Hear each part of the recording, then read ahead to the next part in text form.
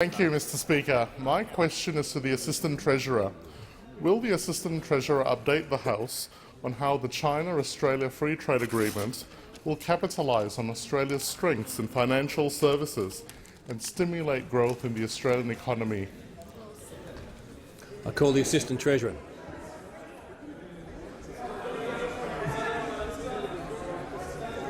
Bring us home, John. Thank you, Mr. Speaker, and I thank the member for Moore for his question and acknowledge his deep commitment to economic growth and free trade. The China-Australia Free Trade Agreement is good news for jobs, good news for growth and good news for the Australian economy. It links us, a nation of 23 million people, to an economy of 1.2 billion people, with all the opportunities that entails, particularly in services, which is just 70% of our economy today, but just 17% of our exports. And the big winner will be in financial services, where our expertise in insurance, in banking, in funds management will all benefit through the liberalisation of the rules under CHAFTA. Now, I'm asked, are there any risks to this approach? Well, the greatest risk comes from those opposite, and in particularly the Leader of the Opposition, because we heard yesterday that when he was the National Secretary of the Australian Workers' Union in 2005, 3 months before negotiations on CHAFTA had even begun, he was railing against the agreement. But it gets better.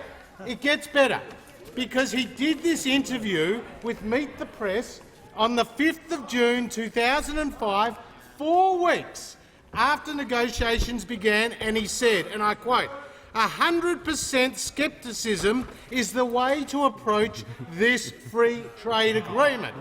But he didn't even know what was in it. And then he went on to say it was, quote, a rushed China free trade agreement. Rushed? That was 4 weeks into negotiations, which has taken a decade to conclude. But the piece de resistance, and the reason why the Leader of the Opposition is not fit to govern this country, is because of the following statement in this 2005 interview, and I quote, "What is it that we're going to sell China in the future that we're not selling them now?" Let me repeat that.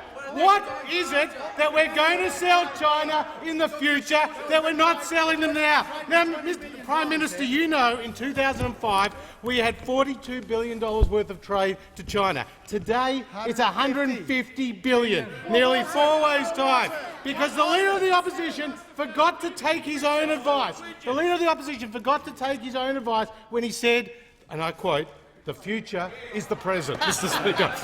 Now, the Leader of the Opposition, he was doing the bidding of the union movement when he was National Secretary of the AWU. He's doing the bidding of the union movement a decade later. But he forgets he's the leader of a political party, and his responsibility is to act in the national interest, and the national interest means that the China-Australia Free Trade Agreement becomes law. I call the Prime Minister.